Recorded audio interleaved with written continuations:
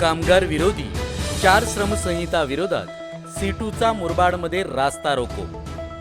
चालू होत असती तर दुसरा उद्देश काय असेल हे तुम्हाला सांगायची आम्हाला तरी गरज वाटत नाही, कारण की 13 दिवस कंपनी बंद करणार हा सिग्नल तुम्हालाच होता आणि 13 दिवसानंतर कंपनी मालकाच्या होळीला वारले होते तरी कंपनी बंद नव्हती, परंतु 13 दिवस कंपनी बंद करणार। 3 तास चक्का जाम।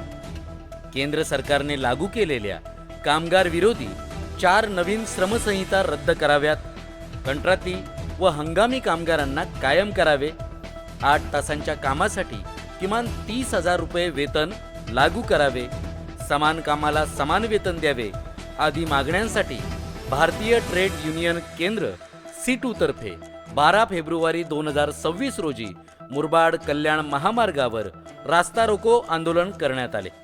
राज्य कमिटी सदस्य कॉम्रेड विजय विशे यांच्या मार्गदर्शनाखाली तसेच तालुका अध्यक्ष कॉम्रेड दीपक कराळे, कॉम्रेड दिलीप कराळे व तालुका सरचिटणीस कॉम्रेड सागर भावार्ते यांच्या नेतृत्वाखाली हजारो कामगारांनी नायरा पेट्रोल पंपासमोर जोरदार रॅली काढून चक्का जाम केला। सुमारे 3 तास दोन्ही बाजूंनी वाहतूक ठप्प झाली होती। आंदोलनानंतर तहसीलदार अभिजित देशमुख, नायब तहसीलदार सुषमा बांगर, वरिष्ठ पोलीस निरीक्षक दादासो एडके व टेक्नो कंपनीच्या प्रतिनिधींनी 7 दिवसात कामगारांच्या प्रश्नांवर तोडगा काढण्याचे आश्वासन दिले।